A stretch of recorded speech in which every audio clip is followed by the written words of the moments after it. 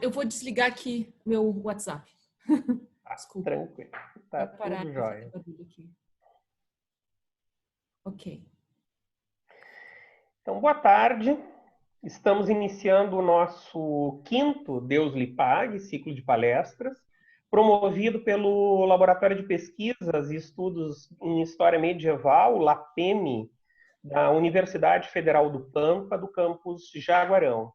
Gostaria de agradecer a presença de todas e todos que vão assistir essa palestra, que vai começar daqui a pouquinho. Agradecer especialmente a professora Aline, que de forma tão gentil aceitou o nosso convite. É um grande prazer para todos nós, integrantes do laboratório, poder receber a professora hoje. E, pessoalmente, é uma grande satisfação, né, poder reencontrar a professora, a pesquisadora e essa amiga de longa data, mesmo que virtualmente hoje.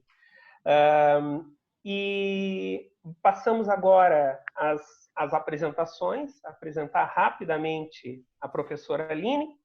A professora doutora Aline Dias da Silveira tem doutorado em História Medieval pela Universidade Humboldt de Berlim, na Alemanha, mestrado e graduação em História pela Universidade Federal do Rio Grande do Sul, a URGS. Suas pesquisas em História Antiga e Medieval têm ênfase na mitologia, relacionando religião, filosofia, ciência e política em uma perspectiva de histórias conectadas e história global. É coordenadora do Núcleo Interdisciplinar de Estudos Medievais, o Meridiano, da Universidade Federal de Santa Catarina, e coordenadora do GT Ampu de Santa Catarina, de História Antiga e Medieval. Atua como professora associada do Departamento de História da Universidade Federal de Santa Catarina, no programa de pós-graduação em História e no Prof. História da mesma instituição. E hoje, a professora Aline nos traz a palestra intitulada de Hécate a Maria, Reflexões e Metodologia para Pesquisa sobre Magia e Culturas Pré-Modernas. Muitíssimo obrigado, professora Aline, seja muito bem-vinda, lhe passo a palavra. Muito obrigada, professor Edson. Muito obrigada, a gente já estava conversando antes um pouco, né, da nossa... Bom, a gente se conhece já há muito tempo, acho que mais de 20 anos, né? Mais de 20, porque minha filha já está com 25. Minha filha já está com 25. Desde a graduação, eu acho. Desde a graduação, já faz mais de 20 anos. Uhum.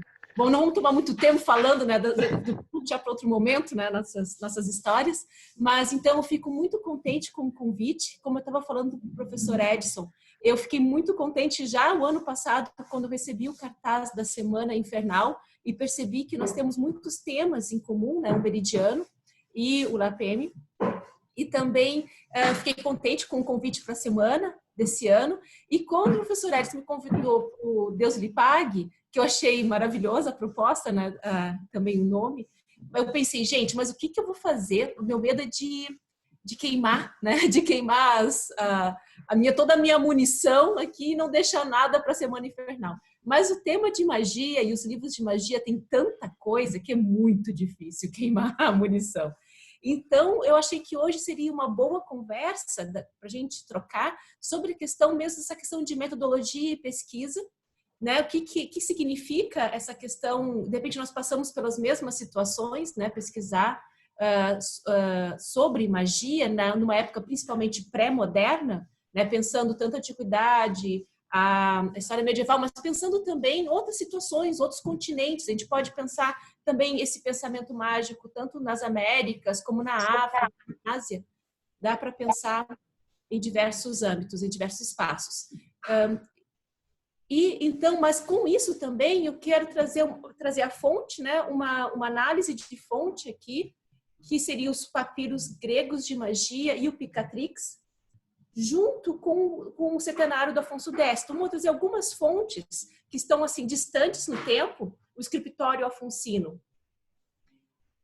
E então os papiros mágicos, os papiros gregos mágicos, mas vocês vão ver que a gente vai encontrar conexão, né, mesmo trabalhando numa longa duração pensando que esse fenômeno, né, que é a magia, dentro da história, esse fenômeno histórico que é a magia, ele eu acho que é imprescindível que a gente tenha uma visão, uma longa duração. Então, o título, como o professor Edson falou, né, de Hecate a Maria, reflexões e metodologia para pesquisas sobre magia em culturas pré-modernas, tentando abranger um pouco, mesmo que eu foque na história medieval. E a minha proposta, então, hoje, é apresentar uma metodologia para análise de fontes, né? Não é a única, mas uma proposta, né, de metodologia de fontes dos estudos sobre magia. Desenvolver essa proposta relacionando textos em uma longa temporalidade, ali eu coloquei em vermelho no PowerPoint, né, fenômenos mágicos históricos. O que eu estou pensando com isso? Pensando que o fenômeno mágico, no sentido não necessariamente não só da prática, mas pensar na questão do pensamento, do saber mágico, né? Pensando numa complexidade do que seria esse fenômeno mágico, ele é um fenômeno que a gente pode enxergar também como um fenômeno histórico, não só religioso, mas histórico, religioso e por isso histórico, e pensar isso numa longa duração. Uma análise comparativa com o objetivo de destacar os fios articuladores que estabelecem tanto sentido como materialidade a unidade do pensamento, revelando uma memória comum ou coletiva entre as 3 religiões monoteístas sob a tradição astromágica medieval. Então, focando na Idade Média. Então, gente, vocês devem conhecer o livro do Richard Kirchheffer, na obra Magic in the Middle Ages. Ele fala que a magia é uma encruzilhada de diversos caminhos de culturas pré-modernas. Eu, então, aqui elenquei, né, 5 pontos que a gente pode pensar, fica interessante para nós a ideia da encruzilhada, né, essa metáfora da encruzilhada, mas a gente pode pensar de um ponto onde estão cruzando diversas perspectivas e abordagens da história. A gente pode pensar que é uma intersecção entre religião e ciência.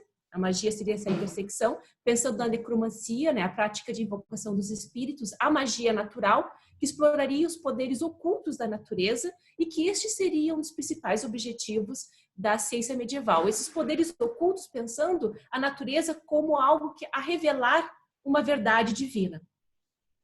Medicina e astrologia. A gente vê muitos manuais medievais e também na Renascença, a gente vê também na Antiguidade, essa relação da medicina com a astrologia. Por exemplo, quando a Lua está em Áries, não se pode fazer tratamento com a cabeça, fazer sangrias relacionado com a cabeça, porque Áries é o signo zodiacal que governa a cabeça. E assim por diante, nesses manuais de medicina. Então, prática de cura também, que utilizam plantas medicinais acompanhadas de preces do ritual cristão, como aparece nesses manuais, e que corresponde às configurações celestes. A gente vai falar um pouco mais ao longo dessa conversa, dessas relações. A questão do poder, né? Então, as traduções de manuscritos, tanto nas cortes, pensando mesmo em Bagdá, na escola de tradução de Bagdá, de Palermo, na escola de tradução de Toledo e em torno do Mediterrâneo também, em Alexandria, todas essas situações que a gente conhece, principalmente em torno do Mediterrâneo e no Oriente Médio, que traduziram essas obras com interesse. Né? Qual é a questão do poder? Qual é o interesse desses monarcas, desses sultões, desses califas, de fazer essa tradução, assim como os bispos dentro dos mosteiros? A circulação do conhecimento. Né? Quem se interessa por a questão dessa circulação do saber através das rotas de comércio, cidades portuárias e essas escolas de traduções. E essa questão também da cosmovisão pré-moderna, na relação do micro e do macrocosmo. Essa é uma relação que vai perpassar não só as fontes mágicas, né, ou sobre magia, mas também textos, como eu tenho desenvolvido nos meus trabalhos, né, textos de legislação, como nas 7 partidas, aparece muito essa relação do micro ao macrocosmos. E com certeza também os textos que falam de medicina, tem toda essa relação do micro ao macrocosmo. E através do pensamento mágico pode-se entender mais profundamente essa cosmovisão. Então, a gente pode ver que tem várias possibilidades que a gente pode cruzar no estudo da magia. Mas a pergunta fica agora, na nossa situação dentro da academia, por que muitas vezes já tem a sensação que é um problema estudar magia. Ou a magia parece um apêndice, como um apêndice. Às vezes a gente está lendo um livro e a magia parece um apêndice, por exemplo, da política, né? Então, o que eu estava falando também com o professor Edson, essa questão da relevância do tema. A gente já tem a dificuldade de explicar para os colegas na academia a relevância da história medieval e antiga, a história pré-moderna. Mano, vai ser complicado assim na puta que pariu. Gente, mas eu acho que o pessoal tem que fechar o microfone. Desculpa, gente. Vamos fechar o microfone assim que entrar, tá? Se continuarem entrando assim, eu vou solicitar para o host que derrube as entradas, tá certo? Das pessoas que estão com o microfone aberto. Por favor, mantenham o microfone fechado. Vamos seguindo em frente. Desculpa, Aline, vamos em frente, desculpa. Tudo bem. Eu espero que o complicado não tenha sido aquilo que eu falei. Mas depois a gente descomplica. Bom, mas vamos lá. Então, a questão da relevância do tema. As pessoas, por mais que a gente acredite nessa relevância, fica difícil. Toda essa discussão veio de uma reunião lá no Meridiano com os meus alunos e o pessoal muito indignado, porque eles diziam que tinham a impressão que quando iam apresentar trabalhos em eventos, o pessoal meio que olhava com um olhar condescendente, assim, tá, isso é bem trabalho da Ilha da Magia, né, Florianópolis. Eles escutaram já isso, né? E parece que não estão levando a sério, que aquilo não tem importância, não tem relevância. Isso é um problema que nós enfrentamos quando se quer estudar o assunto da magia, apesar de todas aquelas abordagens possíveis, né, que eu elenquei antes. E o tema? É um tema que parece tão irracional, né? Como é que se pode tirar alguma coisa desse tema tão irracional? E o ponto é todo o que a gente está chamando de razão, o que a gente está chamando de racional. E a questão, mas aí, se é um tema, como alguns falam, né, que não tem tanta relevância, que não tem racionalidade, como que a gente pode usar uma metodologia científica para isso? Então, aí a gente tem muitos problemas para enfrentar.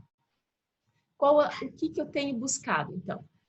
Existem diversos teóricos que já há muito tempo criticam a ideia de visão única ocidental, que a gente sabe que é uma construção moderna, iluminista, que surge, mas que começa lá já no século XVII, né, com Descartes, mas que tem os seus desdobramentos, que é essa ideia dos saberes todos segmentados, hierarquizados, né, e bem separadinhos, né, e depois de um desdobramento onde tudo isso é direcionado e não se consegue perceber a integração desses saberes.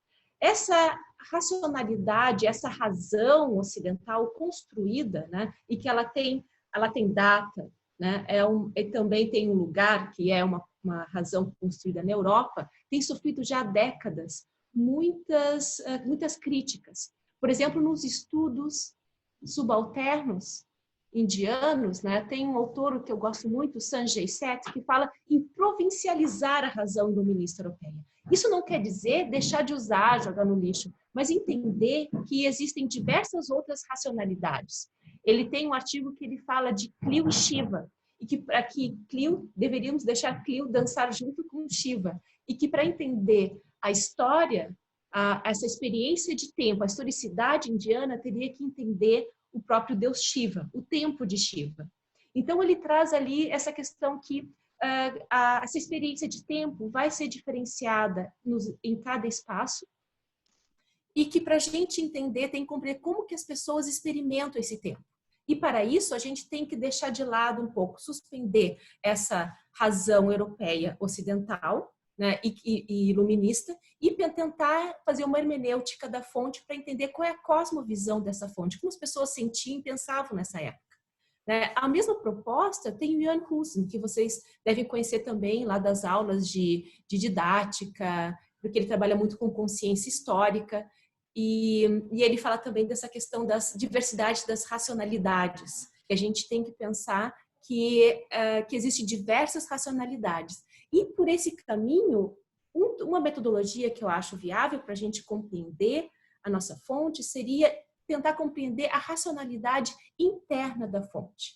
Então, isso seria uma hermenêutica de entender, primeiro, como é que funciona, como é que é o pensamento dessa fonte, sem tentar, no primeiro momento, categorizar isso dentro daquilo que é racional ou irracional, porque a fonte apresenta sua própria racionalidade. E daí, dentro de todos esses preconceitos, né, em relação a este estudo, eu volto ao Afonso X, que é o principal corpus, né, o Scriptorium Afonsino lá é o principal corpus que eu utilizo, e que ele fala que, mesmo falando das artes, né, e dividindo as artes, ele fala que o mestre, e aqui, né, faço uma citação, ele coloca isso na segunda partida, no título 31, na lei primeira, ele coloca que o mestre das artes deve conhecer gramática, lógica, retórica, aritmética, geometria e astrologia, assim como também os decretos assim como os mestres de decretos e senhores de leis. Então, deve ter um conhecimento amplo das artes, e ali eu coloquei em vermelho astrologia, porque para Afonso X, astrologia é um saber extremamente importante. Geralmente, quando se fala das artes medievais, se fala de astronomia, mas o Afonso faz questão de falar em astrologia, porque a astrologia é a prática da astronomia. Então, o que eu estou falando dessa hermenêutica, né? E aí, então, dentro da proposta de uma metodologia. A Márcia Sá Cavalcanti, no livro dela Para Ler os Medievais, ela é uma filósofa, né, de uma tradição heideggeriana, e ela, estudando as fontes medievais, ela faz essa proposta, né? Então, não é uma invenção da Aline, ela faz essa proposta de tentar entender a fonte na sua própria racionalidade, porque é a ideia de essa ideia de uma historicidade, pela uma perspectiva heideggeriana, é a ideia de uma experiência de tempo. A historicidade não seria a mesma coisa que história. Historicidade é a experiência, o que essa comunidade, que essa sociedade vai ter dentro do tempo. E, aliás, que o tempo, né, também que está dentro delas. Então, essa fonte, ela vai ser uma articulação dessa experiência. Então, através da fonte, a gente pode chegar nessa experiência de tempo dessa comunidade, dessa sociedade. Ela coloca a construção da imagem compreensiva que pretende escutar o tempo, ou seja, colocar a pergunta pelo sentido da história, encontra uma correspondência com a construção de um mosaico, a partir dos pedaços de imagens fixadas pela tradição. O ensaio de hermenêutica imaginativa busca construir uma imagem de mosaico a partir da quebra das rígidas figuras que determinam o entendimento moderno do pensamento medieval. Então, tentar se despir do que já foi imposto a ideia do pensamento medieval e tentar, a partir da fonte, então, reconstruir essa cosmovisão presente na fonte, ou sua racionalidade. Então, a metodologia que eu vou seguir é por dois caminhos, principalmente. Os vestígios do trânsito das fontes. Então, é possível, vou mostrar para vocês, fazer, através desses vestígios, fazer o caminho que os papiros gregos de magia fizeram até a corte do Afonso X. Então, a gente vai ver isso no mapa. Então, é possível materialmente ver o caminho dessa matéria presente no livro e como que isso foi se transformando. Esse é um ponto. A outro ponto é buscar compreender, então, a interpretação filosófica que constrói a racionalidade que dá sentido, um sentido semelhante nos textos. A gente vai ver que tem uma semelhança entre os textos, e qual é a questão filosófica que está ali que a gente vai identificar. Então, as fontes que eu vou trabalhar, eu trouxe aqui, né, algumas as referências, né, vou trabalhar com o Centenário, talvez aqui eu apresente as cantigas, mas depende do tempo. A questão da astromagia, o livro de astromagia eu vou trazer também, mas principalmente as fontes que nos interessam aqui, o Picatrix, que eu vou explicar logo um pouco mais sobre ele, e os papiros gregos de magia, que estão nessa coleção Textos de Magia de Papiros Gregos. Então, o Picatrix, né? Falar um pouquinho sobre ele. O Picatrix, esse nome ele recebeu no século XIII, mas o Picatrix é uma tradução de uma obra que foi escrita no século XI com o nome Gayatha al-Hakim. Então, ele foi escrito no século XI, em Córdoba, né, por um matemático muçulmano, e que colocou o nome de Gayat al-Hakim, que é o objetivo do sábio. Ele diz, no prólogo desse livro, que ele reuniu mais de 200 livros para poder escrever este livro. E o que consiste esse Picatrix? O Picatrix, se vocês colocarem na internet, vai aparecer o maior grimoire de magia medieval.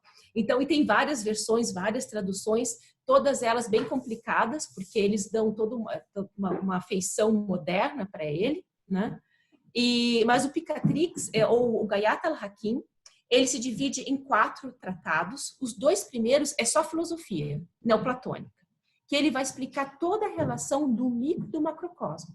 Como que funciona a relação das esferas celestes e esses corpos supralunares e sobre os corpos, né, a esfera terrestre, sobre os corpos supralunares. Então, ele vai explicando, então, durante 2 tratados é filosofia, falando de todas as relações.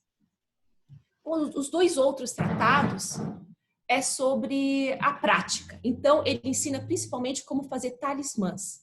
Ele ensina todos os rituais, passo a passo, qual incenso usar, qual cor usar, em qual dia, qual guardião chamar, qual vai ser o espírito, ou pneuma, que ele chama de pneuma, para ser invocado, para conseguir, então, o seu objetivo.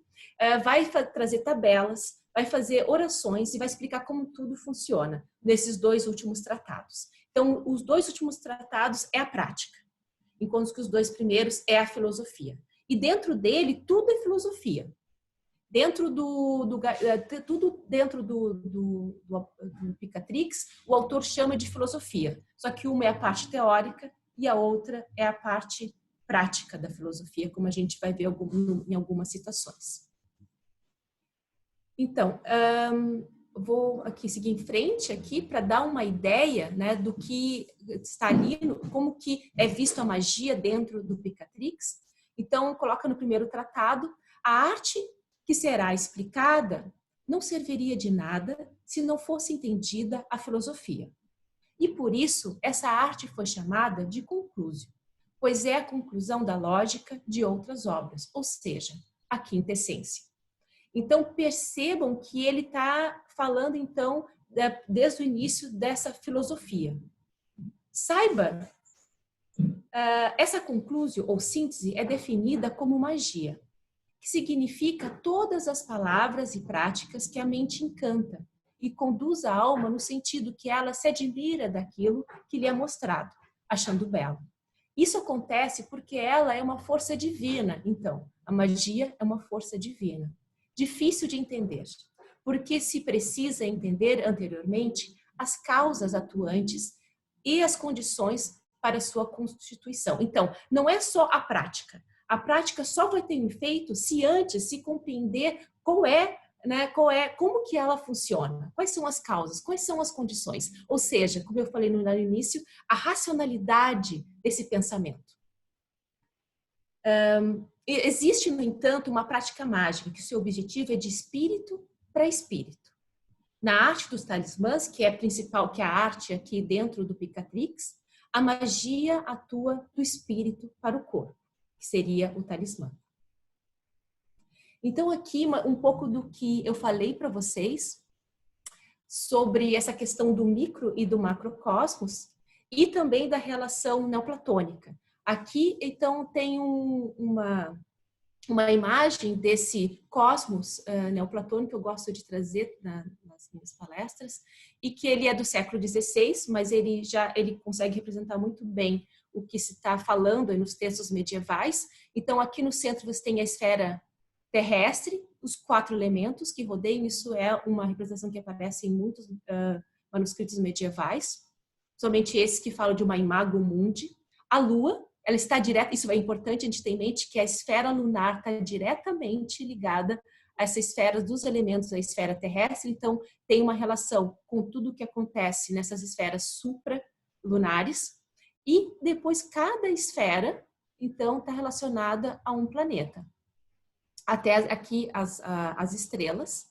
E o que a gente percebe aqui? Bom, A primeira coisa que aparece como? É uma fonte, o Picatrix é uma fonte monoteísta, né? É uma fonte muçulmana, monoteísta, e de repente fala, como vocês vão ver, vai falar de deuses. Esses deuses não é exatamente como se está pensando, né, no culto aos deuses, por exemplo, no mundo antigo. É uma relação que está muito atrelada, como a gente vai, espero ainda abordar, nessa relação de um pensamento neoplatônico a partir do século III, principalmente na obra de Jâmblico, de que existe um uno que é perfeito e indivisível. E deste uno emana, então, o intelecto. Então, essa teoria da emanação. O intelecto, ele é múltiplo. Então, ele é múltiplo e ele acaba, então, se dividindo nas diversas esferas planetárias, com as suas virtudes. Quando isso passa para o cristianismo, é visto como as 7 virtudes do Espírito Santo. Então, o Espírito Santo tem 7 virtudes que, dentro desses manuais cristãos de magia, de astromagia, estão ligados, então, às esferas planetárias, explicando isso que, então, desse uno que é relacionado com o Deus único, emanariam, então, através de suas virtudes, essas esferas celestes que contêm também virtudes. Então, por exemplo, a esfera de Vênus é a esfera da piedade, por exemplo. E assim vai indo, em cada esfera tem uma relação com essas virtudes divinas. Então, eles pegam uma filosofia neoplatônica, que a princípio não é cristã, não é monoteísta, nem Jâmblico, nem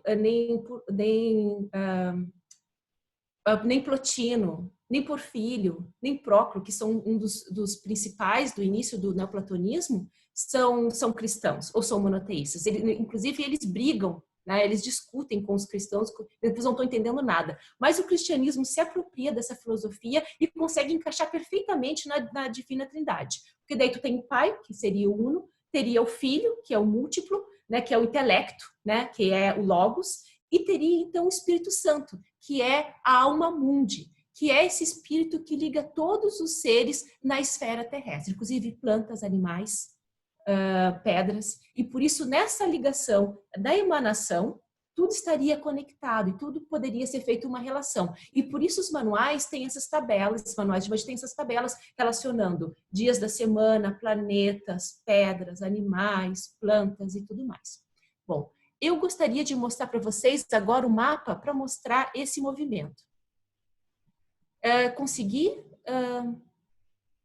Está aparecendo para vocês? O mapa? Oi. Tá, Edson, sim. está aparecendo o mapa? Então tá. Tá aparecendo. Por favor, se tu puder, coloca na tela cheia. Só isso, por favor, Aline. Tá. Vou colocar aqui. Tá. Mas ele diminuiu na tela cheia. Ele diminuiu, ele não... Desculpe, eu vou ter que colocar aqui, porque daí eu posso aumentar ele.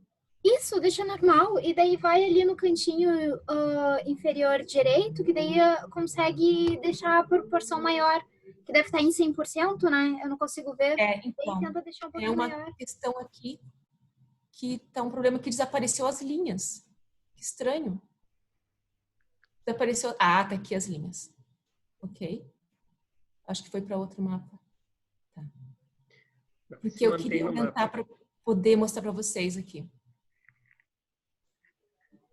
Que louco. E agora tem a linha por cima. Tá, vamos lá. Agora o mapa tá arriscado aqui. Então, vamos lá. Tá tranquilo. Vamos em frente. Tá ótimo. Vamos em frente. Então, aqui, essas linhas aqui, eu tentei construir esse mapa de uma forma muito rudimentar e artesanal, assim. É um mapa do século XIX, representando o século IX medieval. Eu peguei esse mapa porque as cidades ainda têm o nome do século IX, né? E construí essas linhas aqui. Ficaria melhor no MyMaps, mas eu acho que para uma palestra, que eu também construí o MyMaps a partir disso, mas para uma palestra eu acho que ficaria complicado passar para lá e para a questão da internet também. Mas aqui, então, em azul, vocês têm um movimento dessas pontes. Aline, desculpa. Não está aparecendo o mapa. O que aparece, na verdade, é um mapa anterior concêntrico. Tá. Eu acho que é isso que está aparecendo para todo mundo, em preto e branco. que eu acho que está relacionado ao Picatrix esse, o que está aparecendo para gente. Então, vamos ver como é que eu vou fazer. Eu vou fazer o stop sharing aqui, e vou tentar sharing aqui, e vou daí trazer o mapa. Ok, aqui. E agora? Vamos ver, eu acho que está entrando agora. Foi, entrou. Beleza. Agora sim, beleza. Tá. O que você, a linha azul é um movimento, por exemplo, dessas listas que eu falei para vocês, né, que fazem toda uma relação entre os astros, as constelações, o zodíaco, a questão incenso, dia da semana, pedras, profissões, tudo que vocês podem imaginar são relacionados nessas tabelas e o caminho que isso fez. A gente começa lá em Uruk, pelo menos no século 3 a.C., 3, 4 a.C., mais ou menos próximo da era helenística, foi encontrada então aqui aqui nessa região, então, em Uruk, foi encontrado então essas tábuas em cuneiformes, né, também que tem a ver com toda aquela escrita ominosa, né, da relação com os astros, tem uma relação histórica também, com a história que eles vão contando, através dessa modificação dos astros. Tudo isso foi encontrado nessa tabela em Uruk, mais ou menos aí no século 3, 4 a.C. Essa matéria, com o helenismo, esse conteúdo se espalhou por toda a região ali, Pérsia, Egito, também nas bordas do Mediterrâneo. Tudo isso se espalhou nesse mundo helenístico e a gente vai encontrar então vamos dizer assim, uma ênfase do estudo dessas, e que a gente encontra mais fontes sobre essa questão, sobre essa matéria, principalmente em Alexandria. E daí, nessa Alexandria que está fervendo, né, principalmente no século 2, 3 depois de Cristo, vai se construir obras como o Corpus Hermético, onde aparecem essas listas. Também é um momento que está surgindo o neoplatonismo, que vai ser influenciado por todo esse pensamento. E é assim que também vai surgir do século I ao século IV a escrita desses papiros gregos de magia que a gente vai estar olhando aqui. Então, assim, da Mesopotâmia, se espalha no mundo helenístico, tem concentração em diversos lugares, mas aqui vamos concentrar nessa Alexandria, onde surge o neoplatonismo, onde surge o corpos herméticos e o papiros gregos de magia, e vamos seguir, então, esses vestígios, né, pela essa rota que passa aqui pelo Mar Vermelho, que é uma rota de comércio desde a antiguidade que liga à Índia. Aqui nessa Índia ocidental, então, que já vai ter uma presença grega desde a época helenística, esses textos vão ser traduzidos, então, para o sânscrito e vai ser introduzida a farmacologia, as deidades indianas. Eles vão chamar essa obra o nascimento dos jônios, ou seja, dos gregos, né? Yavana Jataka. Essa obra vai ser traduzida, então, depois para o Pahlavi na Pérsia. E no século VIII, vai ser traduzido para o siríaco, e aí já para um bispo cristão, o Teófilo de Edessa. Sempre, gente, essas obras vão acomodando novas informações. Eles são compilações não só do texto original, mas, é claro, vai se colocando muito mais coisas ali, que vai traduzir, então, muito dessa matéria para o siríaco. E aqui, no século IX, um matemático, astrólogo que influenciou toda a Idade Média, inclusive cristã, e não só muçulmana, mas cristã e judaica, que é Abu Mashar. Então, que ele também então vai traduzir então para o árabe. Então, essa matéria vai circulando nesse mundo árabe, e aqui nós temos no século X a escrita da Enciclopédia da Pureza, pelos Irmãos da Pureza, que é uma irmandade que pretende então condensar nessa enciclopédia todo o conhecimento do mundo.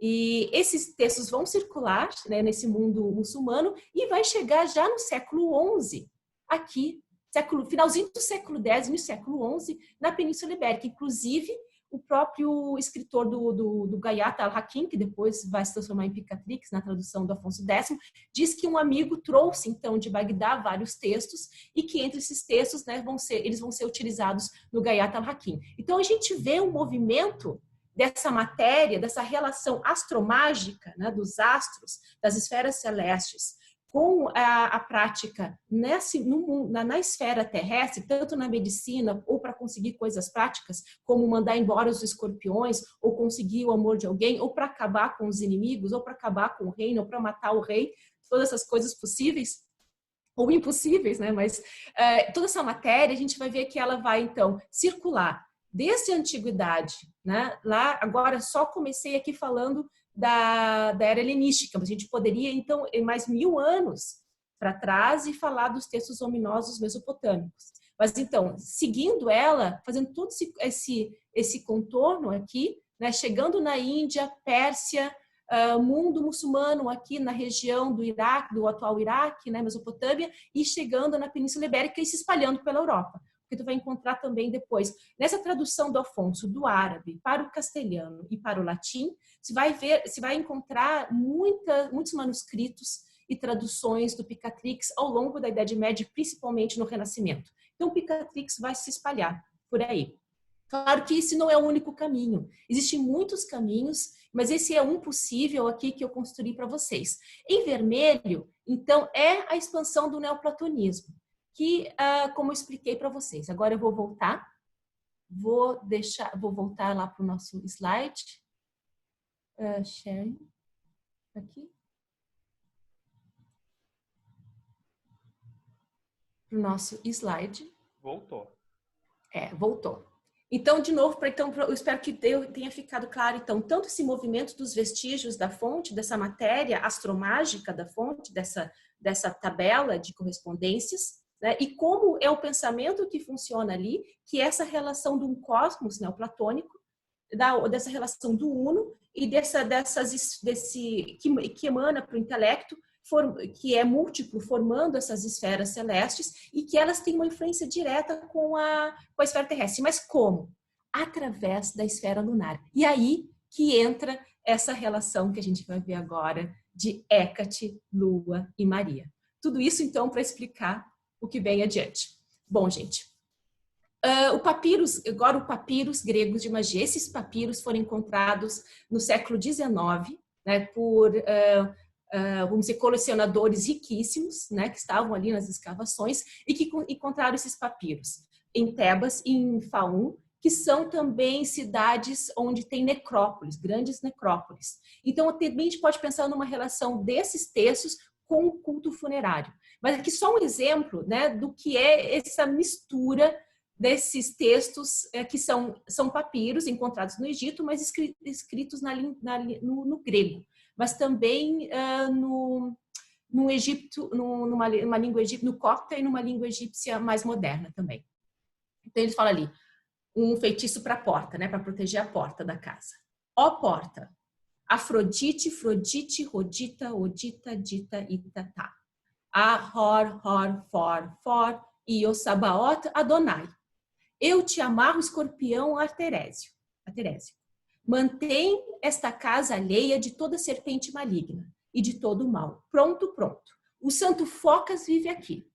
Poder do nosso Deus se fortaleceu e o Senhor se colocou sobre a porta e não deixou entrar o destruidor. Abraão habita aqui. Sangue de Jesus faz que cesse o mal. Então, tem até que rir, porque assim, é muito interessante, porque aí tem uma tradição grega, tem uma tradição judaica, né? Esse Sabaoth aparece ali, então, como um nome para o deus hebraico, como o Senhor dos Exércitos, né? Adonai, o pessoal conhece aí, que é comum, também esse epíteto para o deus hebraico.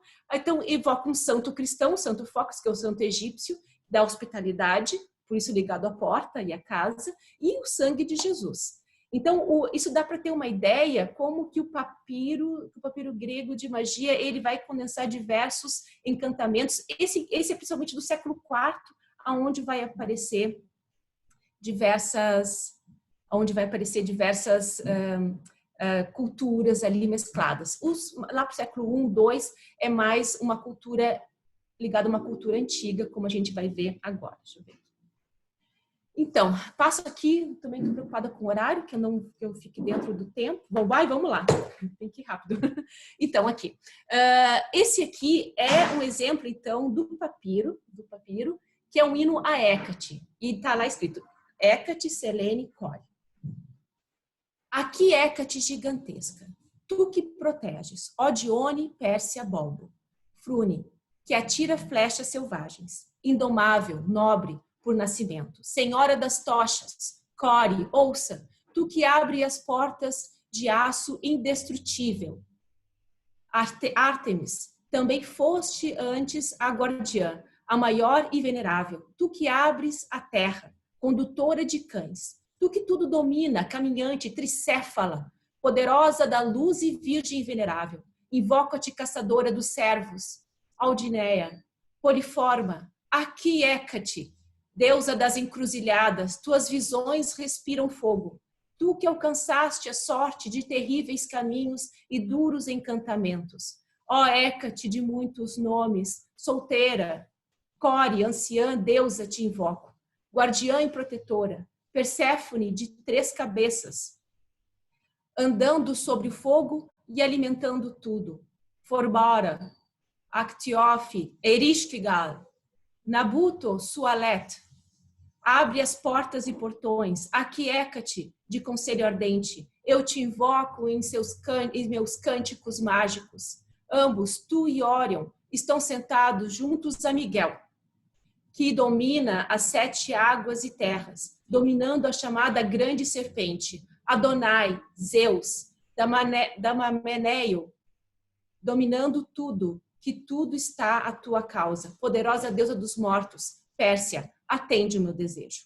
Então, a gente percebe aqui nesse hino a Hécate que já está incorporado e dá para perceber, então, como que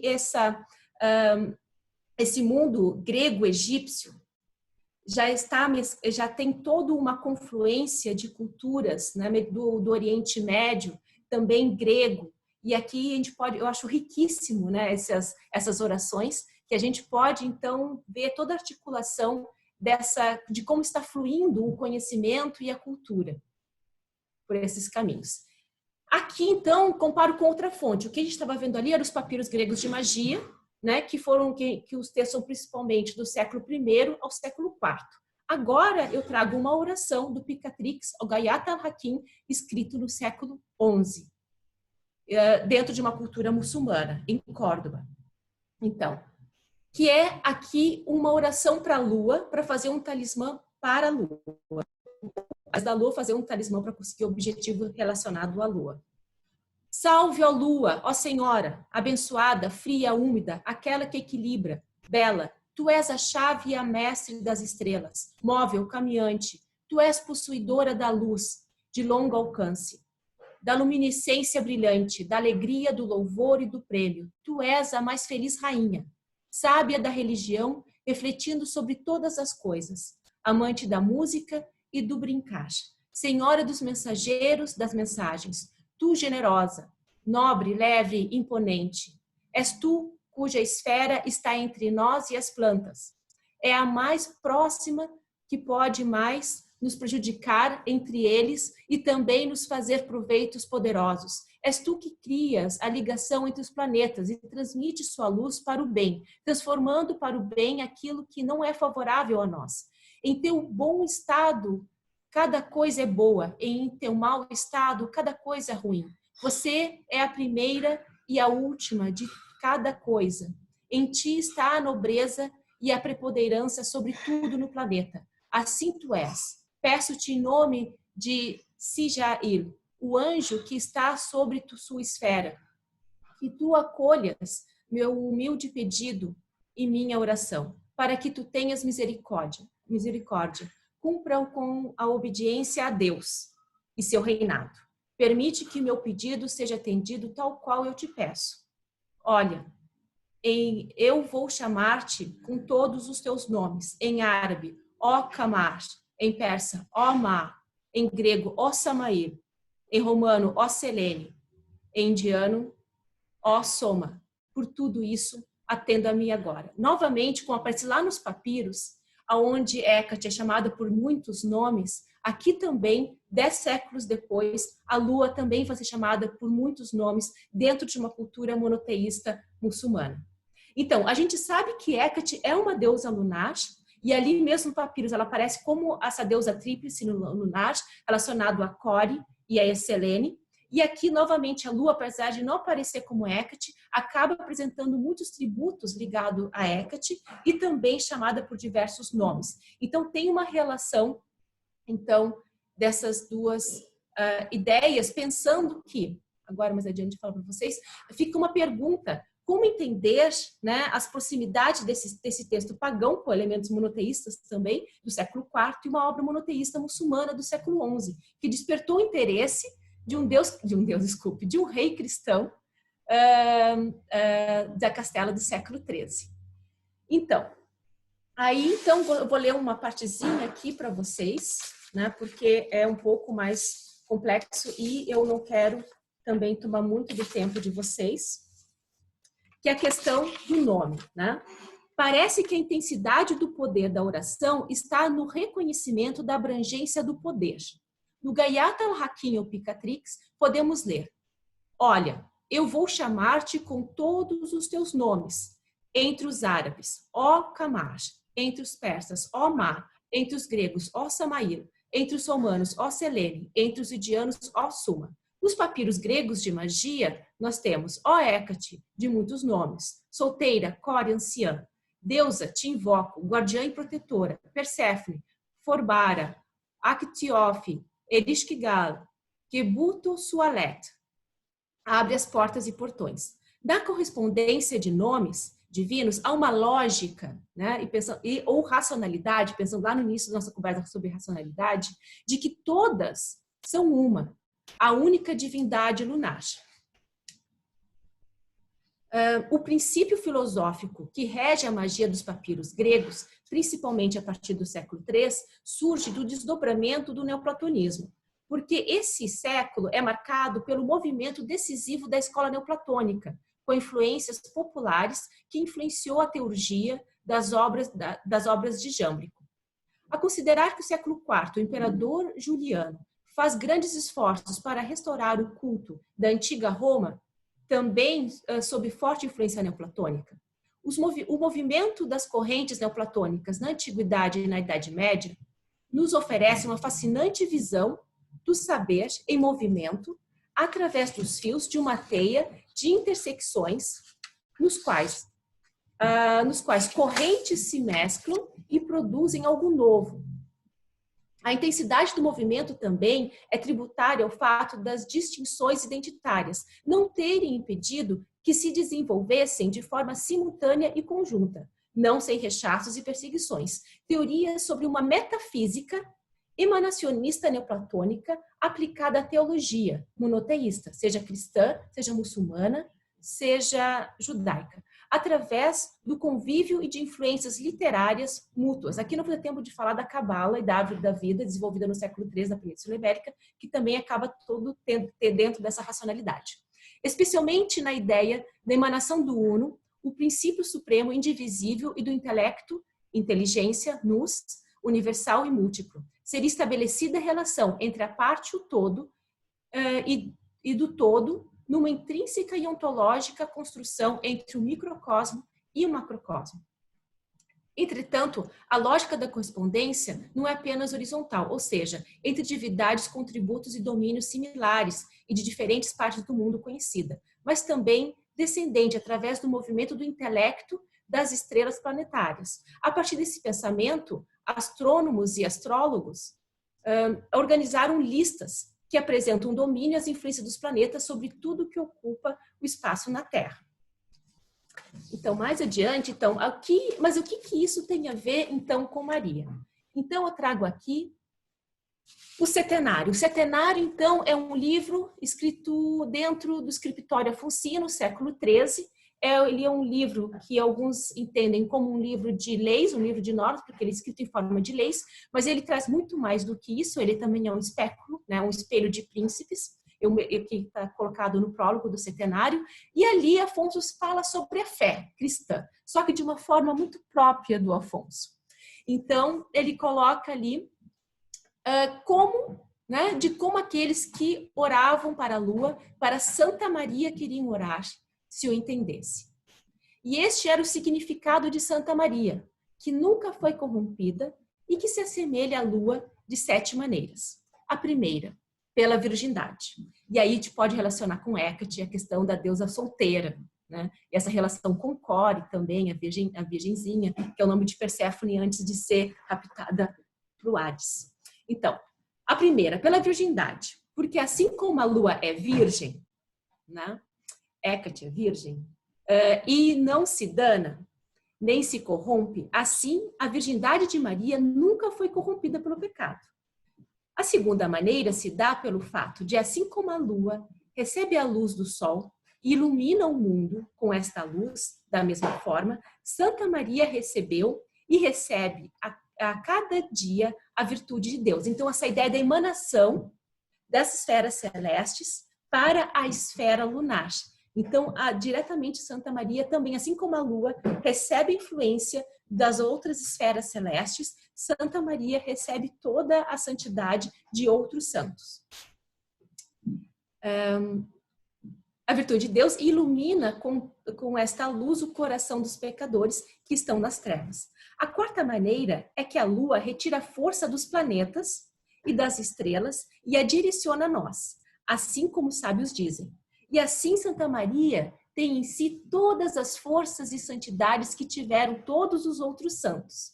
E além disso, tem a trindade completa nela. Então, a ideia é que a trindade não é necessariamente Pai, Filho e Espírito Santo, mas Pai, Filho e Mãe. E com tudo isso, nos ajuda e nos envia sua graça. E essa se pode chamar Mulher do Sol, pois se uniu a Deus e foi engravidada pelo Espírito Santo. E pariu Jesus Cristo, seu Filho, que é sol da justiça que esquenta os bons. A sétima maneira é que, assim como atribuíam poder à lua sobre as águas e sobre os homens que navegam sobre elas, assim Santa Maria tem poder de socorrer as atribulações deste mundo, que são como as águas que voltam e crescem e fazem danos, bem como aqueles que andam em tormentas e em perigo de pecado e de morte. Assim, o poder que atribuíam à lua sobre os outros planetas, sobre os elementos, sobre os animais, sobre as plantas, sobre os minérios, sobre o tempo, sobre as idades, sobre as vidas, por direito e por razão, pertencem a Santa Maria, que no dia que foi mãe de Deus, recebeu o poder sobre todas as coisas que ele fez, tanto no céu como na terra. Isso me lembra um pouco o hino também o hino a Hécate, que está lá em Hesíodo, que diz que Zeus concedeu a Hécate poder sobre a terra, o mar e os céus. E aqui, então, também Maria então, tem poder sobre tudo aquilo que Deus criou sobre a terra e nos céus. Então, a gente percebe que essa relação que é explícita, então, no setenário da relação da Lua com a Virgem Maria. O que acontece é que tem alguns historiadores que, quando estudam apenas uma fonte, por exemplo, o setenário, acabam tendo a conclusão do tipo, não, peraí, o Afonso foi um rei cristão. Ele, inclusive, escreveu, ou foi aquele que mandou escrever as cantigas de Santa Maria, que são cantigas de devoção a Santa Maria. Então, assim, se ele escreveu isso, na verdade, ele está tentando combater, então, a fé pagã e dizendo que eles estão errados.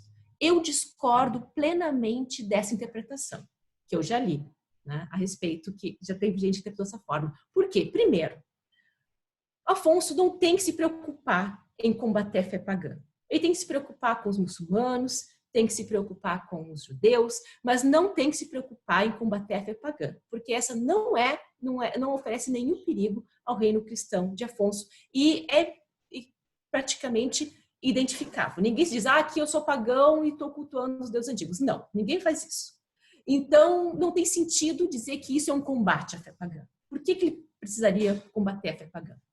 Outra coisa que mostra que Afonso, que exatamente a interpretação está errada e que, na verdade, Afonso queria, na verdade, mostrar que há uma relação da fé dos antigos com o cristianismo e que é uma relação harmônica e que, para entender a fé verdadeira, deveria entender como que se faz essa relação, está aqui depois em outro livro, né, que é uma tradução de diversos manuscritos em árabe para o castelhano, que é o livro de Astromagia, que o Afonso, depois de mandar fazer várias traduções, ele falou assim, bom, gente, vamos fazer o seguinte, pegou lá os escribas, lá, os tradutores, falou assim, agora vamos pegar o que é mais importante em todos esses livros e vamos fazer um resumão para fazer esse livro aqui. Então, o livro de Astromagia é uma compilação de diversos trechos de outros livros, inclusive do Picatrix. E lá está escrito o seguinte. Quando tem um livro, que é o livro da Luna, que ele diz que quem escreveu foi um indiano, que aparece também no Picatrix, o Kanka. Então, ele fala o seguinte sobre fazer talismãs da Lua. E fazendo as imagens como devem, receberão o que quiserem delas. Não como não como dizem os torpes, que eles faziam, né, que os antigos faziam, os ídolos, porque queriam se aproximar de um Deus. Porque aqueles homens sábios tinham conhecimento e sabiam que os ídolos eram coisa morta, que nem veem, nem ouvem, senão porque o podem por causa das pedras e as coisas que lhes são semelhantes. Então aqui ele está dizendo exatamente, dizendo que esses sábios sabiam muito bem o que eles estavam fazendo e que quando ele se aproximavam desses deuses, que são por outros chamados de ídolos, na verdade eles sabiam que que eles não estavam cultuando exatamente a estátua, mas o que o Afonso está dizendo é que eles estavam cultuando as pedras e as coisas que lhe eram semelhantes, ou seja, aquela tabela de correspondência que relaciona a questão celeste, né, a pedras, plantas, incensos, que acreditando que essas pedras, esses talismãs, poderiam então trazer canalizar então essa energia, essa força das esferas celestes, através de todo o ritual. E quem fala mal daqueles homens e não os conhece, ou seja, quem fala mal dos sábios e não os conhece, mente sobre eles. Porque sua crença dos sábios em servir a um Deus, seja qual for, né, era coisa que os levava ao serviço de Deus, que é Senhor de tudo e guiador de todos, e é Senhor dos mundos. Eu acho muito interessante esse dos mundos. Quer dizer, ele está pensando que existem diversos mundos e que é o único Deus verdadeiro. Então, ele vê que existe um desenvolvimento, um desdobramento dessa fé antiga e que se pode entender o cristianismo a partir desse desdobramento. E para entender profundamente esse cristianismo, teria que se entender, então, como funciona isso entre esses deuses antigos. Então, vou olhar de novo aqui o tempo, né? Deixa eu ver aqui. Tá. Então, assim, o que eu quis colocar agora, fazer um fechamento para a gente poder passar para as perguntas. Eu não consegui chegar até o final com todos os exemplos de fonte, mas eu acho que este é o principal. É mostrar que eu quis falar de Hecate a Maria, a linha condutora disso é o culto à lua.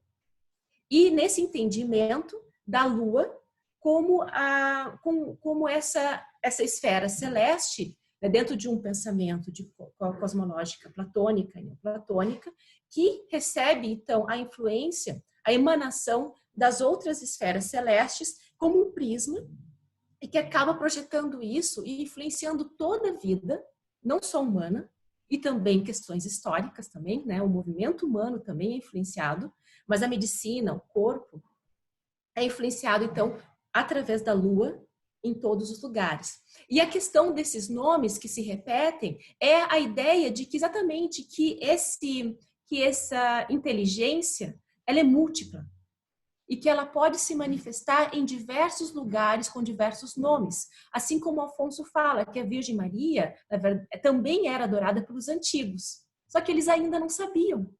Por quê? Ela, pensando que essa Virgem Maria é uma inteligência que emana sobre o mundo de diversos aspectos desde o início dos tempos. Essa conversa pode ir longe, né? Depende para depois outras conversas, outras parece que a gente pode combinar, porque isso vai para as cantigas de Santa Maria, que a gente pode fazer relações também, que talvez o Afonso tenha usado isso também como uma forma de talismã. E daí eu vou fechar por aqui, já são 4 horas, para a gente abrir então para as perguntas e talvez alguma coisa que não ficou claro agora, na forma como eu falei, a gente possa então resolver com as perguntas. Muito obrigada pela atenção. Eu agradeço, Aline. Aline, só antes da gente abrir para as perguntas, eu quero colocar que se tu quiser utilizar mais tempo, apresentar mais alguma coisa, não tem problema. Tu pode continuar a apresentação. Aí fica o teu critério, tu fica à vontade. Se tu quiser desenvolver mais um pouco a tua fala, a gente tem tempo, não te preocupa. Tá. Então eu vou passar. Esse daqui eu não vou passar, porque como eu já falei, é um trecho dessa fonte do talismã, né, no livro da Lua, e que explica, como eu expliquei agora, essa relação da esfera lunar, né, como que ela vai se como um prisma. Interessante porque, assim como Hecate está ligada lá nos antigos, mesmo muito anterior ao platonismo, está ligado à feitiçaria, a Lua está ligada a essa questão da feitiçaria, da magia, vamos dizer assim. Também depois, com essa construção do pensamento neoplatônico e platônico, a Lua continua então sendo esse espaço onde acontece toda a magia é feita a partir dessa relação com a Lua, das mansões da Lua. Inclusive tem aqui uma imagem. Então, essa é uma imagem do livro de Astromagia, onde aparece essas diversas mansões, as esferas celestes, e essa é uma imagem da Lua. Dentro do ritual que se faz para a Lua, na oração que se faz para a Lua, para conseguir formar esse talismã, porque o talismã não é qualquer coisa, né? Não é é diferente de um amuleto.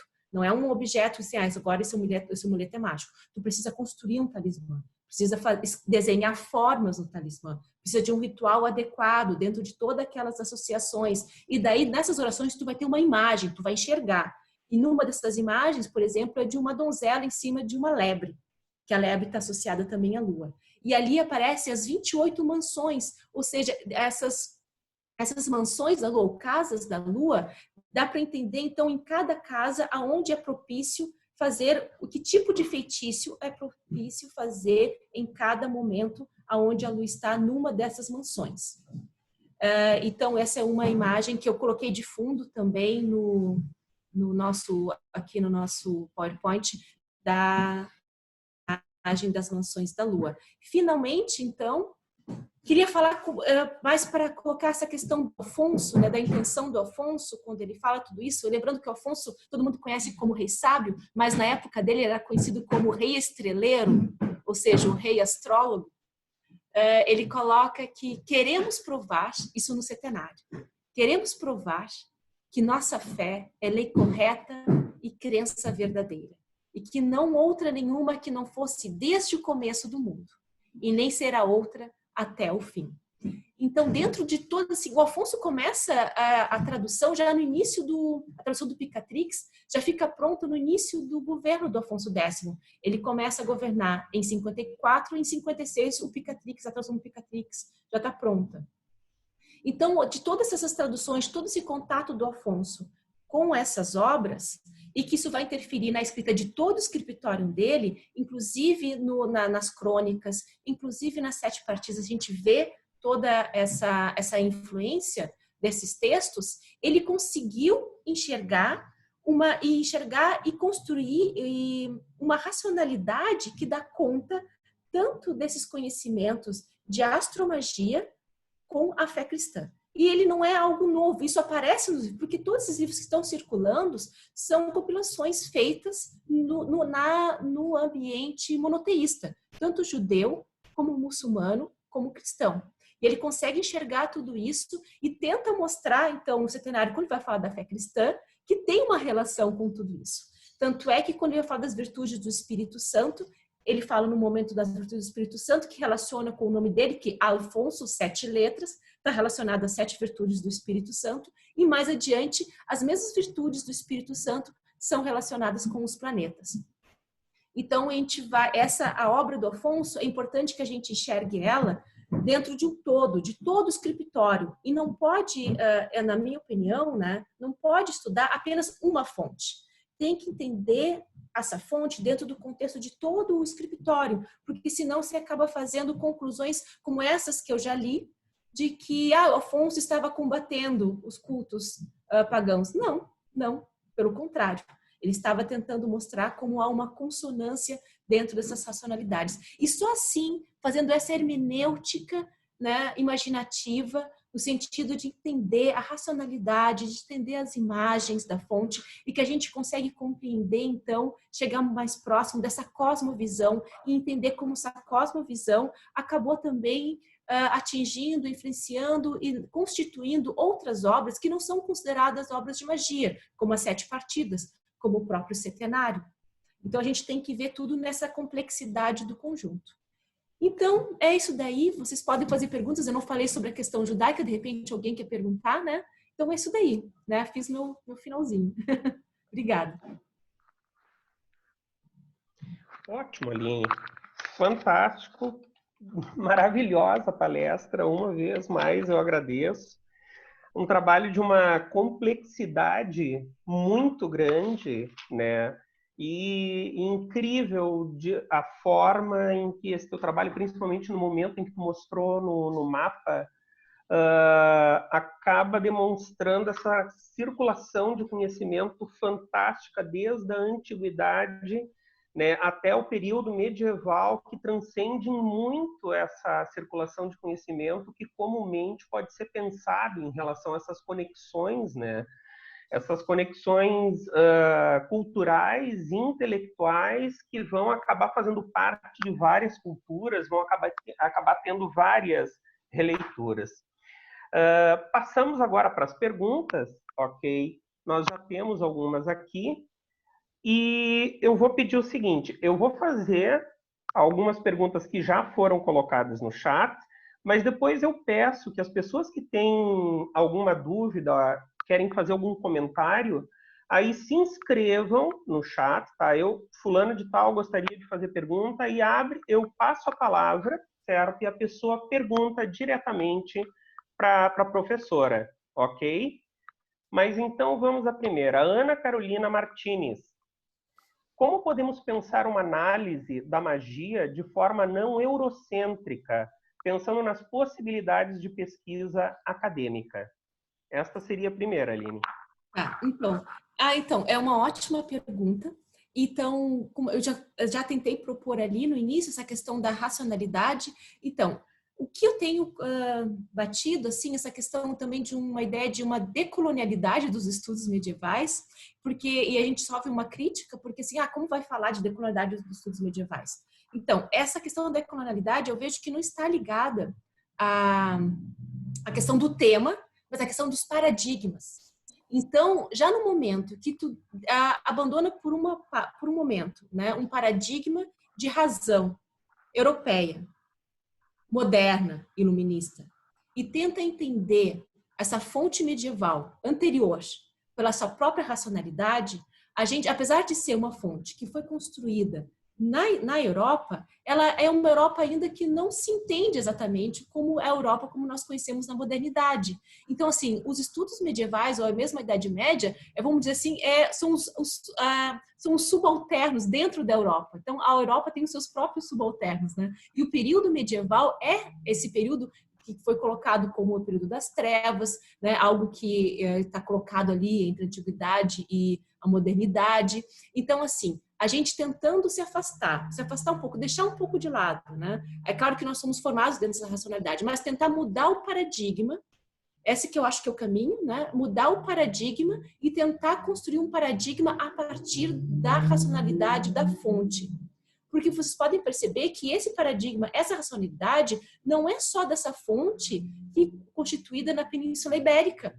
É uma fonte constituída na Península Ibérica muçulmana, apesar de estar dentro do território europeu. E que tem uma relação, como a gente viu, com o Oriente Médio, com o norte da África. Então, a gente vai atrás de uma racionalidade que está muito além daquele paradigma construído no iluminismo. Então, por aí a gente sai do eurocentrismo, porque o eurocentrismo é principalmente construída a partir dessa modernidade. Porque se a gente for pensar na Idade Média, mesmo na Antiguidade, apesar de se perceber os diferentes continentes, se tem uma integração ali pelas rotas comerciais e por todo esse movimento, pela diplomacia, pelo movimento do saber que eu mostrei ali no mapa, que mostra que essa divisão é uma construção moderna e que, se a gente for entender esse período pré-moderno, a gente tem que tentar montar o paradigma e a racionalidade a partir da fonte, perceber que não é mais eurocêntrico, que é muito mais múltiplo. É isso que a fonte nos diz, que esse paradigma, essa racionalidade, ela é múltipla e, ao mesmo tempo, é confluente. Eu acho que é bom, é por aí.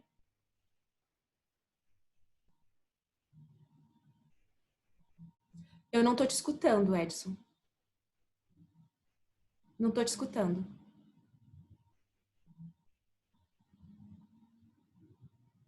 E agora? Agora sim. Oi? Tá. Não consegui abrir o microfone. Vamos lá. O Edilson Chaves. Quando surge o conceito de magia branca e magia negra, qual seria o contexto de surgimento dessas duas magias? Então, já na Idade Média, o Alberto Magno, ele fala de magia maléfica, não de branca ou negra, essa ele não utiliza. Na Idade Média, se identifica que existe uma magia maléfica e uma benéfica. A benéfica normalmente está relacionada a essa questão da astromagia, dos astros, que é utilizada na medicina, em outros âmbitos. E a maléfica é aquela para fazer mal para as pessoas, né? Que seria que também, eles falam também da necromancia, e que seria também praticada, inclusive, em alguns mosteiros. O pessoal lá de Toledo, dos mosteiros de Toledo, eles eram acusados de praticar necromancia. E essa daí que mexe com os mortos, que mexe com os espíritos, ou não só com os mortos, mas com os pneumas, essa daí seria entendida como uma magia maléfica. Essa ideia de magia maléfica já se encontra lá na Antiguidade, tanto é que existia leis, né, contra magias ou feitiçaria maléfica. O próprio Apuleio foi, acho que a Semíramis trabalha com isso, né? O próprio Apuleio e o Apolônio de Tiana foram também julgados por isso. Agora, então, o que se vê da Antiguidade no medievo? A ideia de uma magia maléfica, e que existia até uma legislação contra isso, e uma magia benéfica, que está mais associada à questão mesmo da ciência, do conhecimento. É importante pensar que na Idade Média não tem essa separação da ciência e magia. A magia faz parte dos saberes, faz parte desse pensamento do que hoje a gente não dá para chamar, o que mesmo a gente hoje chama de ciência, né? Mas assim, a ciência medieval, ciência, existe a palavra para falar de saberes. E a magia está dentro disso. A magia é o pensamento mágico de procura do conhecimento das causas, é a base também do pensamento científico. Mas então, a questão da magia branca e magia negra é uma coisa bem moderna. Eu queria dizer exatamente quando apareceu essa denominação. Só sei que nas fontes antigas e medievais, o que aparece é a divisão entre maléfica e benéfica.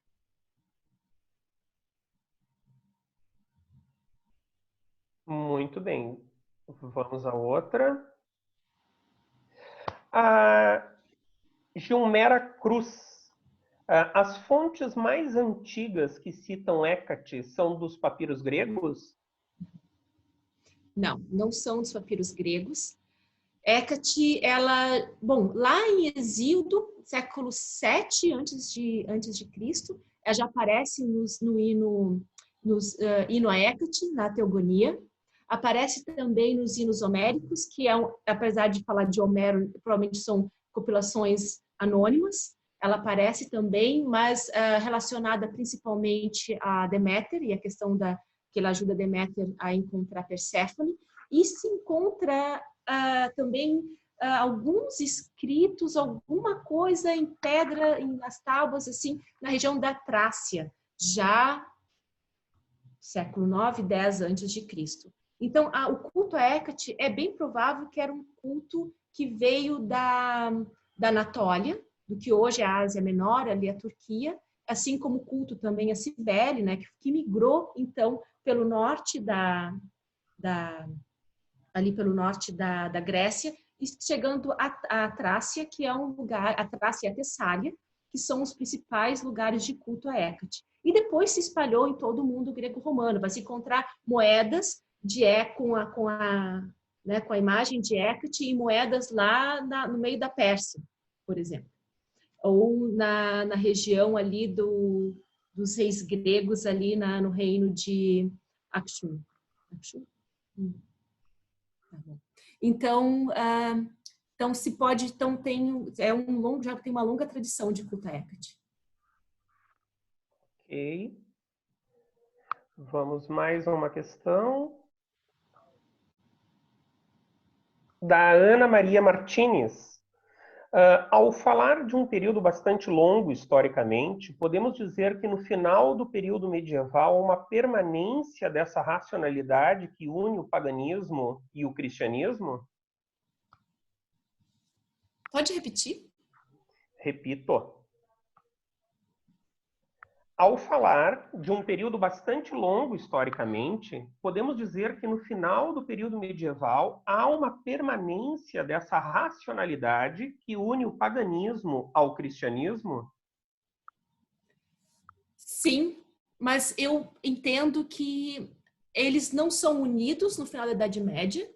O cristianismo, ele se constrói dentro de uma ideia neoplatônica. Então, a gente vai pensar assim, os pais da igreja, ali pensando em Agostinho de Hipona, pensando em Orígenes, em Boécio. Então, eles estão tanto de uma cultura e dos ensinamentos neoplatônicos, aonde eles vão entender muitas vezes a trindade divina dentro do sistema platônico de uno, ou neoplatônico de uno, intelecto, logos, e alma mundi, que seria então o Espírito Santo. Deus, né? Jesus como logos, e daí o Espírito Santo como alma mundi. Então, essa ideia de emanação e tudo está presente no cristianismo durante muito tempo. Ele foi só no século, se eu não me engano, só no século XVIII ele se tornou realmente, ele foi proibido e se tornou uma heresia, porque beirava assim o panteísmo, porque se existe a emanação do divino em todos os seres, então Deus está em todos os seres. Isso, então, tu pode cultuar uma árvore porque Deus está lá, então isso beira o panteísmo. Mas o emanacionismo é presente em diversos escritos cristãos, judeus e muçulmanos. Então, assim, não é uma questão só do cristianismo. O monoteísmo, vamos dizer assim, a gente pode falar, alguns autores falam de uma cultura neoplatônica que está aí circulando nas culturas monoteístas, o judaísmo, o cristianismo e o islã, nesse perímetro ali do Mediterrâneo, principalmente. E está tendo toda uma troca e vai influenciar todos os escritos daquela época. Então, não é que essas duas racionalidades se juntam. Vamos dizer assim, elas nunca se separaram. Uhum. Elas nunca se separaram. Porque a gente tem que pensar no cristianismo múltiplo. É claro que mesmo dentro dos pais da igreja e depois da escolástica, vai ter muita divergência sobre qualquer assunto. Corpo, alma, né? Emanação. Então, assim, tu vai ver várias interpretações disso. Então, não é que se reúnem, mas, assim, nascem juntos. Ou antes estava o pensamento neoplatônico e o cristianismo e o judaísmo e o islã engataram e seguiram em frente. Então, a Idade Média toda é fundamentada no pensamento neoplatônico.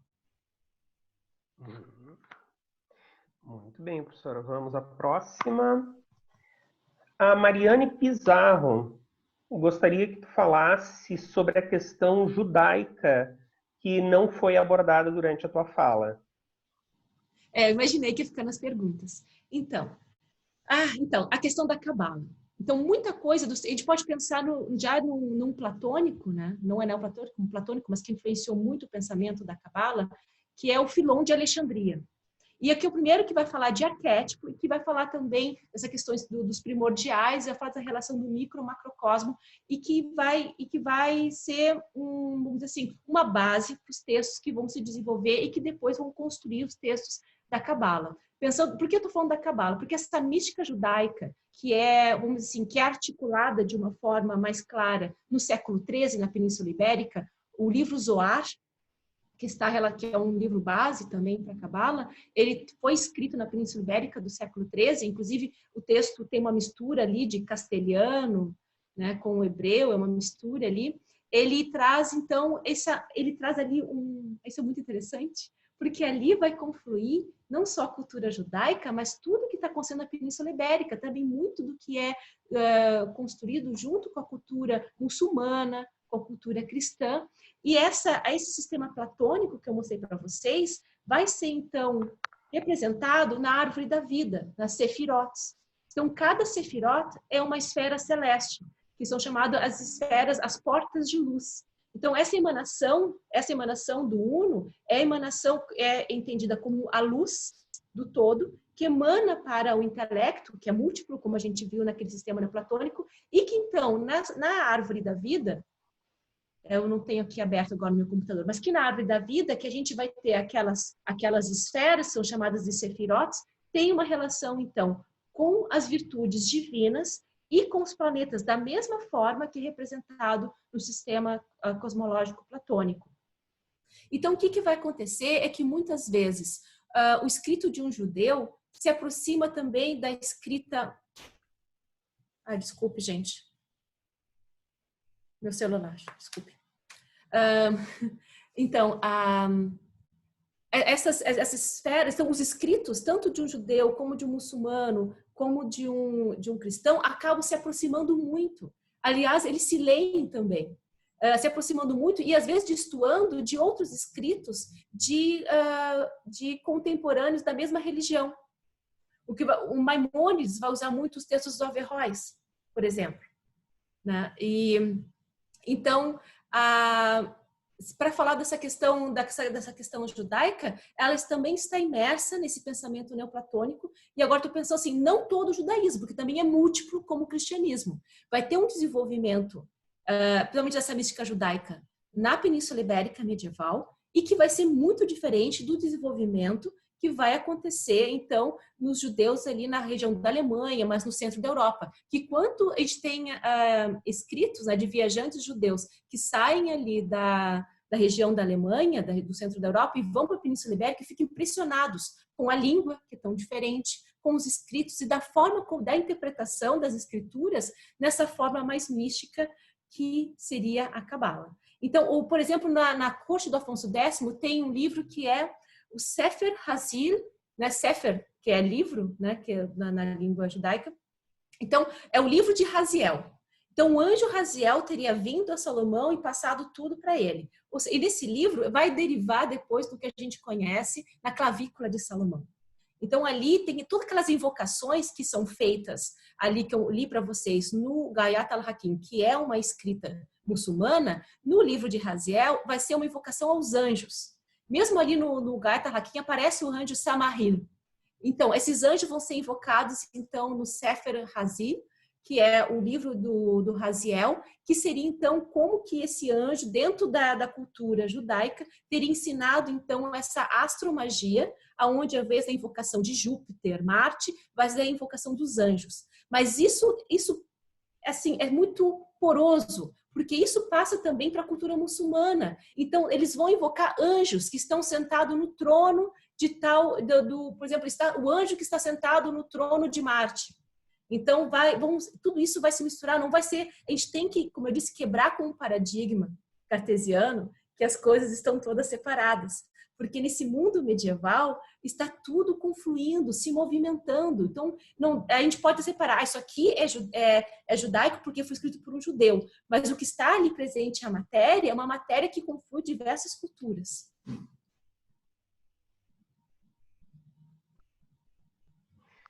Muito bem, vamos à próxima questão. A Elizabeth Silva Orestin.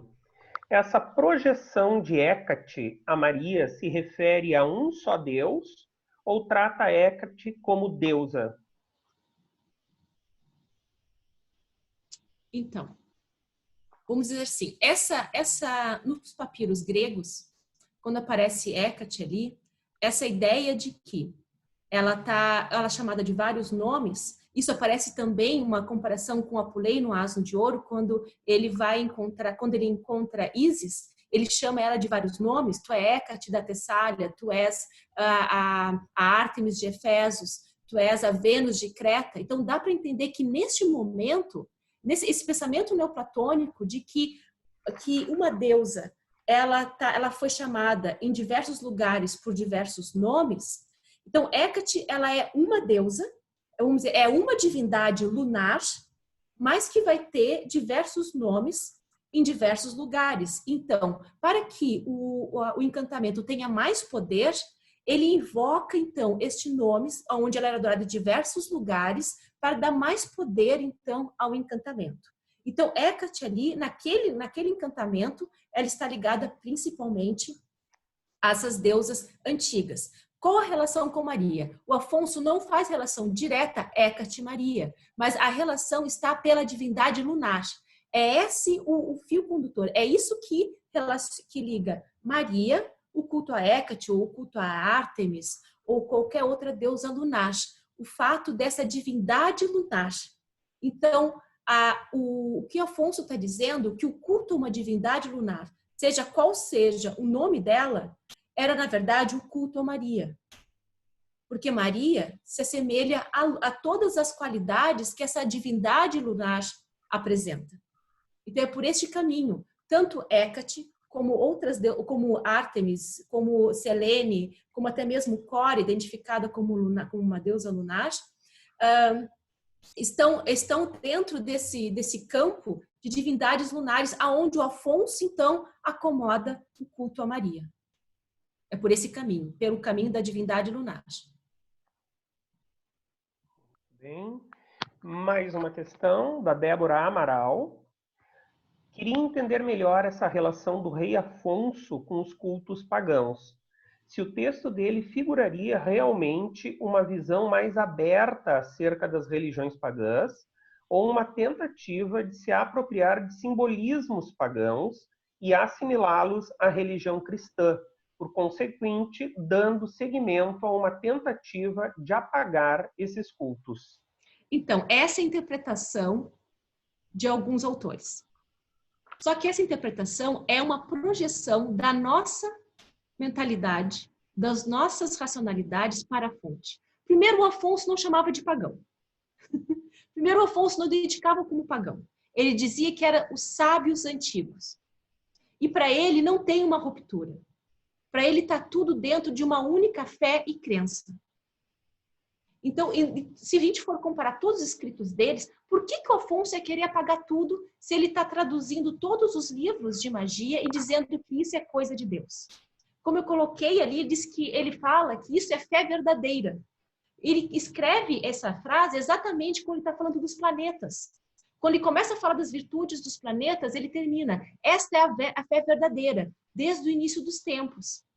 Então, ele está querendo dizer que ele não vê uma ruptura entre a crença dos antigos, que ele não chama, isso que é importante a gente pegar, mudar, entender a racionalidade e o paradigma da fonte. Afonso não enxerga isso, ele não fala nem em momento que é pagão. Ele fala que é o conhecimento dos sábios antigos. E ele fala que este conhecimento dos planetas é a fé verdadeira desde o início dos tempos. Então, ele não vê uma ruptura. Ele é um cristão que entende que agora o cristianismo consegue, então, entender que existe um único Deus. Mas que os antigos também entendiam que todos eram um. E que todas eram uma. A Virgem Maria, que depois, vamos dizer assim, da encarnação do cristã, é a Virgem Maria e o Deus Todo-Poderoso. Ela forma, para o Afonso, ela forma a Trindade Divina. Para Afonso, ela é a deusa. Para Afonso, ele é a deusa. Então, tanto é que ele vai falando, olha, que aqueles que cultuavam Vênus, na verdade, cultuavam a Virgem Maria. Aqueles que cultuavam o signo de Virgem, na verdade, cultuavam a Virgem Maria. Então, ele não vê a fonte ali, ele não vê uma ruptura. A gente quer colocar, não, é interesse, porque ele quer acabar, porque quer programar.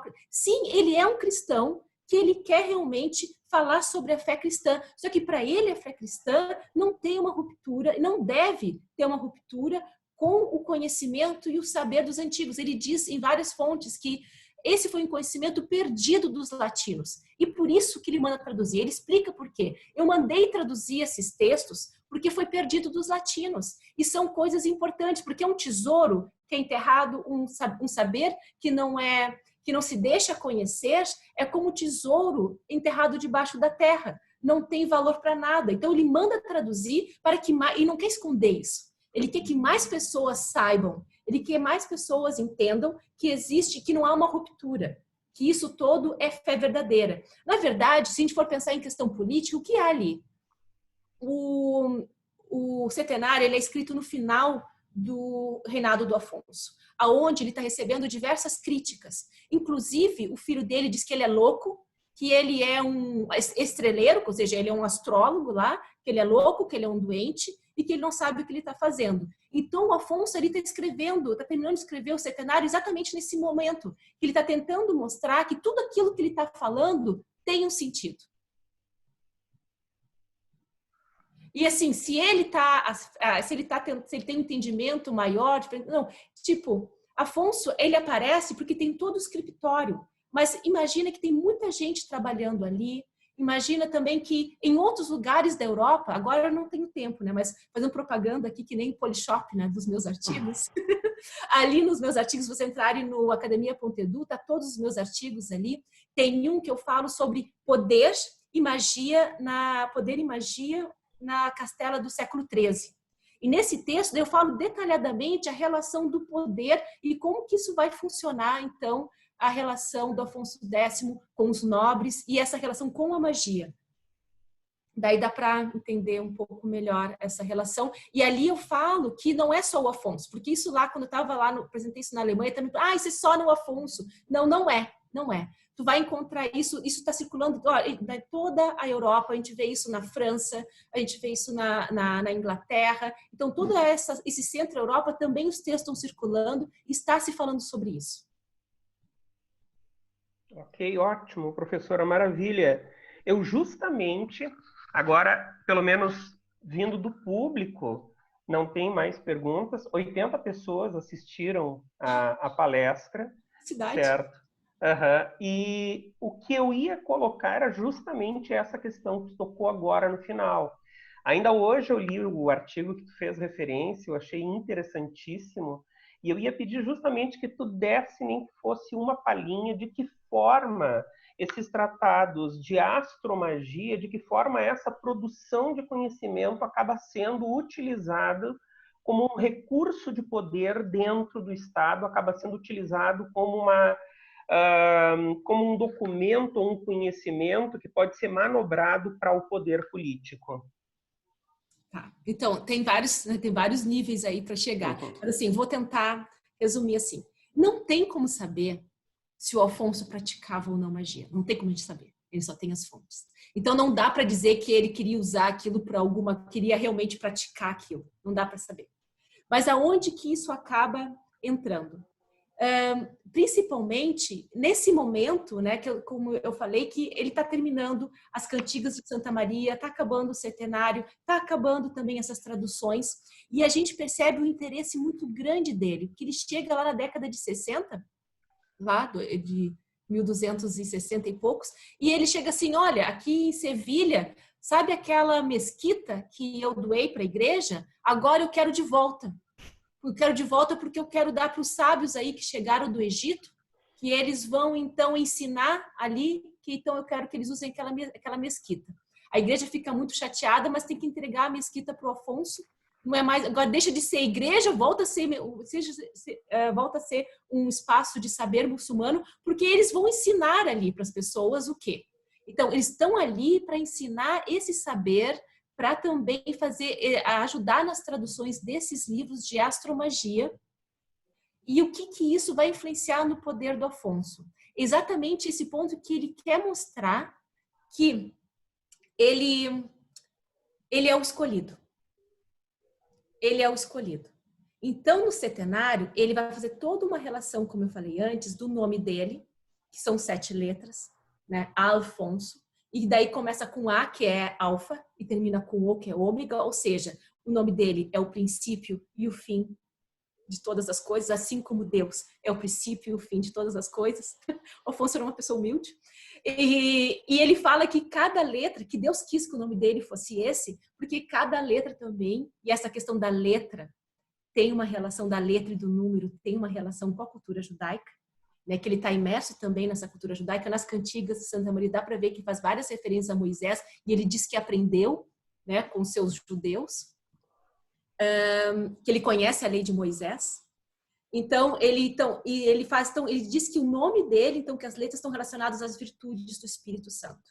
Com isso, ele se coloca num plano de escolhido por Deus, que ele não é só alguém que nasceu como monarca, mas ele é escolhido por Deus também pelo conhecimento e pelo Deus, porque Deus verteu para ele toda essas virtudes do Espírito Santo que estão relacionadas com os corpos celestes. Então, essa relação de microcosmos, que é o próprio Afonso, que ele também se coloca nas 7 partidas como o reino, porque o reino é como um corpo, e a cabeça do reino é o rei. Se tu tira a cabeça, não existe mais o reino, e não existe reino, não existe corpo com 2 cabeças, então não pode ser reino com 2 reis. Então ele se coloca como o corpo do reino, como um microcosmos que contém também um macrocosmos. Então, assim, quando ele se coloca dentro de uma lei do universo, eu acho que saiu.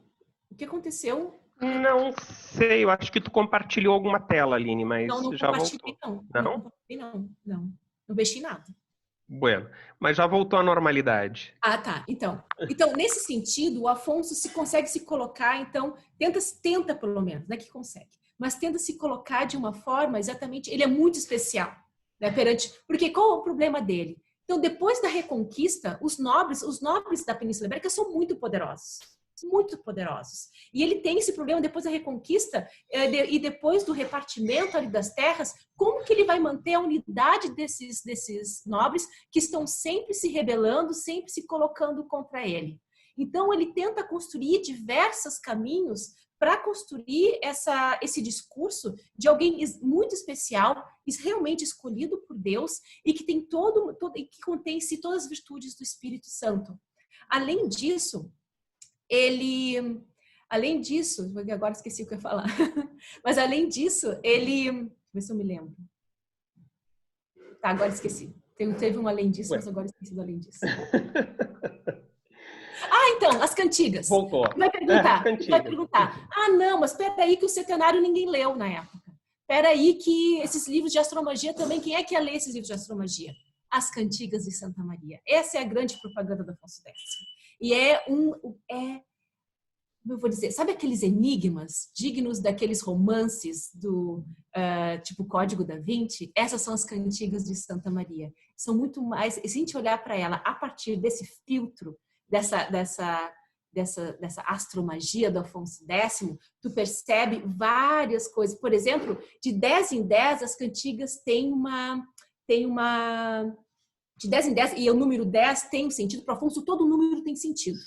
Né? Caso que são 7 partidas. Né? Então, esse 10 em 10 tem a ver, provavelmente, com as 10 sefirotes, ou com as 10 esferas celestes. E de 10 em 10 tem uma oração de louvor à Virgem. E eu já peguei todas essas cantigas de louvor e tentei analisar, e parece que elas são preces muito próximas dessas preces de encantamento. Então, de alguma forma, o Afonso dá um jeito, sem as pessoas perceberem, de difundir isso do que ele está construindo.